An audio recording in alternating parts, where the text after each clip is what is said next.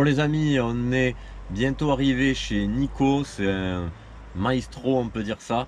Il m'a invité, du coup j'ai quand même un peu plus d'1 heure de route, donc là je suis quasiment arrivé. J'ai pris l'A40, des pièces, lui il a beaucoup de pièces, c'est un gros passionné, il y a de belles choses chez lui, d'ailleurs des projets à filmer plus tard. Et on va essayer d'aller régler ce souci et avoir assez de pièces pour interchanger, trouver la panne. On est vraiment dans la pampa, regardez, on a Cuzorn là. On n'est pas encore arrivé, mais c'est vraiment au milieu de rien. Bon les amis, on continue et on va essayer de trouver la panne. Bon, ben on est arrivé chez Nico. On va s'atteler sur la 40. Alors c'est un, comment dire ça, un expert de la mobilette. Et qu'est-ce qu'on a fait? Il y a le Vince qui m'a refait ma culasse, le filetage. Donc on va monter ça. On a rajouté 2 rondelles sur l'allumage pour l'étanchéité, comme on nous l'a préconisé, on va dire. Moi j'avais rajouté une masse, mais bon je suis pas sûr que ça soit ça, et on va essayer de faire des tests, surtout déjà essayer de vérifier si c'est pas de l'émulsion. Bon allez, on s'y attaque et on va faire un essai. Qu'est-ce qu'on a fait? On a tout remonté, calage à 1,35, manchon type mal aussi, on a remis le filtre, on a mis un Gicleur 86, lentille émulseur là, émulsion pardon, que j'avais pas par contre dans le CP. Le faisceau qu'on avait d'origine et tout, parce qu'apparemment ça serait pas là, on va voir si c'est pas de l'émulsion. C'est ça chef?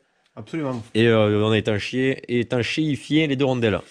Voilà, petite rondelle en cuivre Ok. sur les vis BTR qui tiennent à la platine. On devrait être pas mal. On va essayer. Allez, c'est parti. Démarrage à suivre.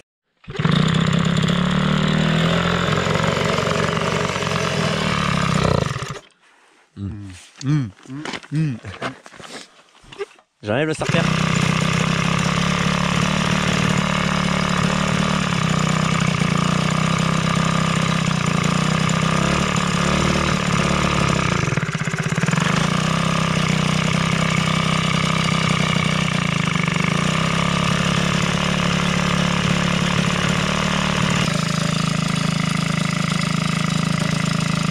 Je l'avais fait ça. Ouais, non, ça ne pas. Ah. Alors côté allumage. Ouais. C'est le plus dur peut-être et celui que j'avais le plus de... Non. On est d'accord.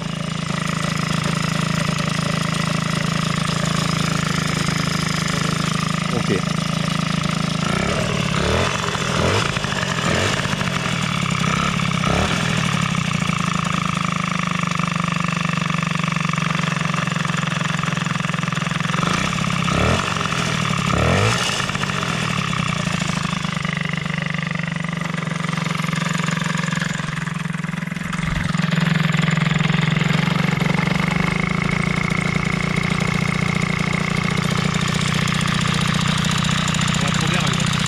Trop d'air. Pas trop pauvre alors, un carbu. Ouais, ou rajouter de l'essence. Regarde, ça nous met. Tu vois, un petit monte, mais il est beaucoup plus joli. Ouais, là, et tu veux pas qu'on essaye avec la richesse? Ouais, là ça fait beaucoup. Là, elle est pas belle là. Tu veux que je l'éteigne? Non.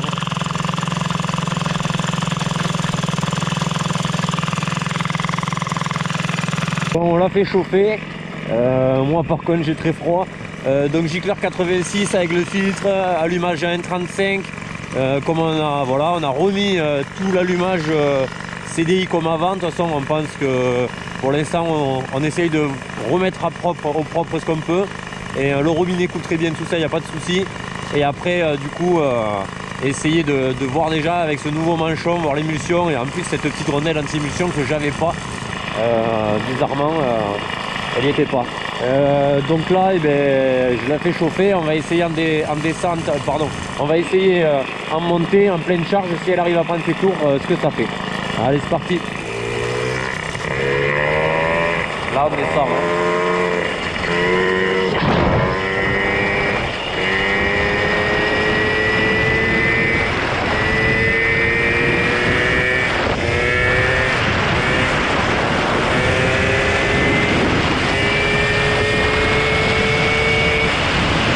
Coupe pas et ça, j'ai l'impression quand même que bon, évidemment à fond vous avez vu la carbu est pas ouf.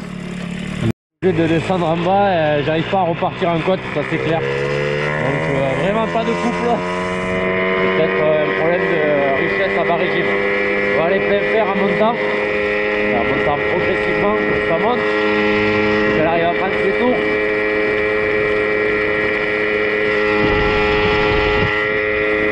Elle n'arrive pas à prendre les tours.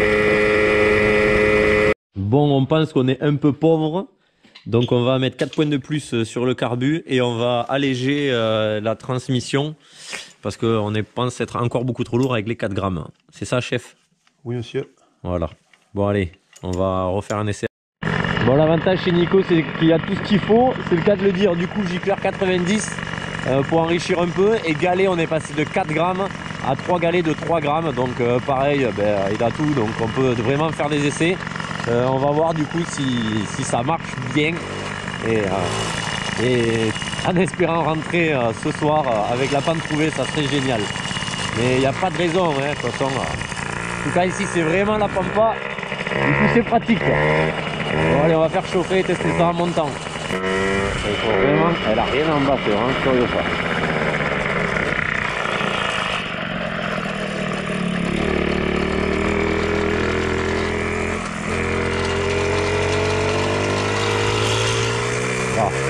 Allez, test en montant. Prenez dans l'angle. Oh, déjà. Pareil.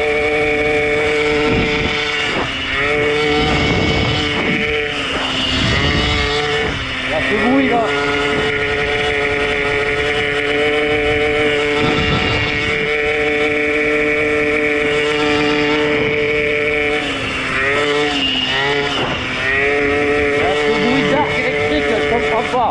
On a changé rotor stator, on suppose, ça faisait un moment que je supposais peut-être un arc électrique interne, mais pourtant les bobines étaient bonnes, les valeurs. Donc Nico, ce qu'on l'a laissé, pour l'instant c'est le seul paramètre, donc à voir. Déjà on aura supprimé une panne, on est d'accord? On va essayer. Au moins on aura testé tout l'allumage. Grâce. Ah c'est mieux.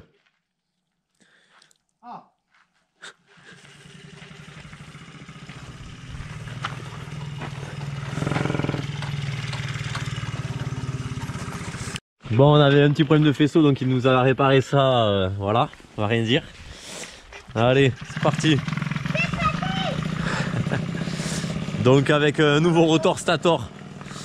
Et là, c'est son bolide, enfin il en a tellement, on filmera, je reviendrai sûrement présenter tout ça. Mais ouais, folie ça. Folie avec un gros carbu, MVT, liquide, enfin, voilà, voilà. Il se fait des petits kiffs comme ça. Quelle aventure! Je vais rentrer dans la nuit, j'espère que ça marchera. Allez, on attend le retour. Je crois que c'est malheureusement pareil. Je sais pas, j'avais l'impression. Il veut pas marquer. Bon alors, apparemment, ça marche mieux au niveau des coupures, c'est ça Nico? Oui, parfait. Donc ça serait peut-être une erreur de mon faisceau et peut-être pas forcément le stator, mais ça on sera sûr quand on aura remis mon stator et mon rotor. Donc pour l'instant il y aurait peut-être plus que la carbu qui nous embêterait. Donc on va déjà essayer de jouer sur la carbu, voir si ça empire ou pas et si on essaye de mettre le problème de côté définitivement.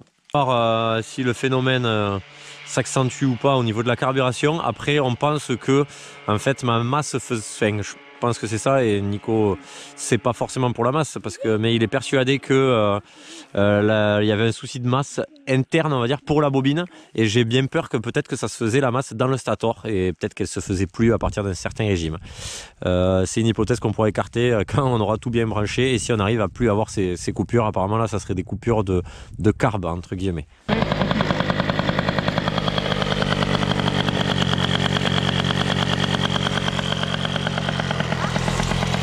Elle pompe en haut.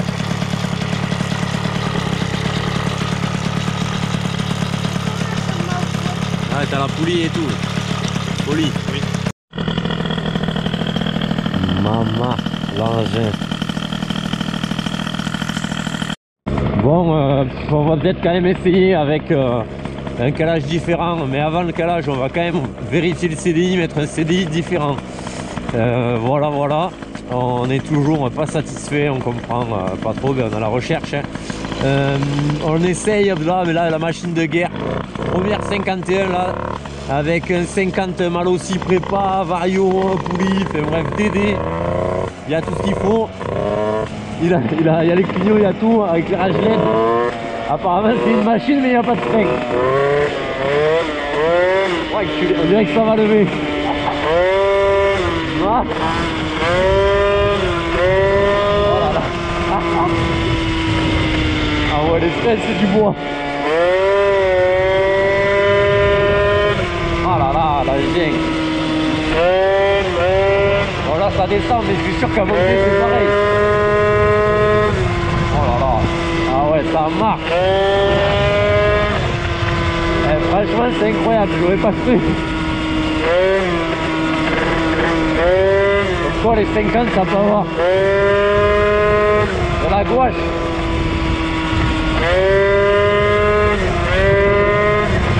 On va réveiller le goût.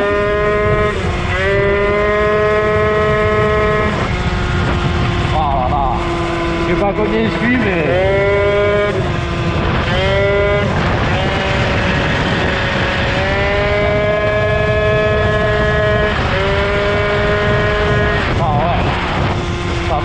C'est bien réglé. Ah là là. Nickel pour allumer les voisins là. Et franchement c'est un beau slipper ça. C'est un slipper vite fait parce que ça se voit quand même mais pas mal pas mal. En plus il a l'embrayage et tout. Ah, rien en bas. Allez. On va mis de jus ou quoi?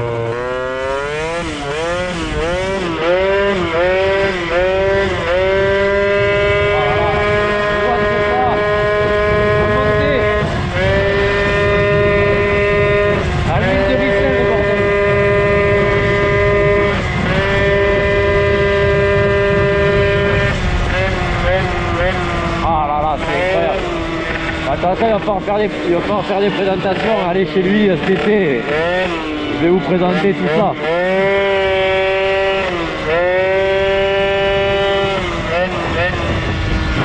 Bon, il m'envoie sur du Peugeot, Carbu 24 maintenant, l'image DD, l'autre en fait il n'y avait pas le DD. 50 liquide, bref, apparemment ça marche pas mal, surtout à l'axel.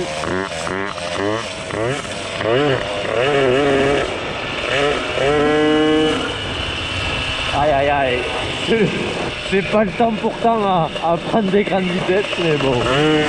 Ah ouais, ça accélère fort. Un disque à l'avant, c'est chauffé, il a fait un joli truc. Oh les ça a du couple oui. Il y a du couple. Pour les 50 en tout cas, ça marche fort. Dans les tours. Oh là là. C'est comme les idées. C'est pas pareil.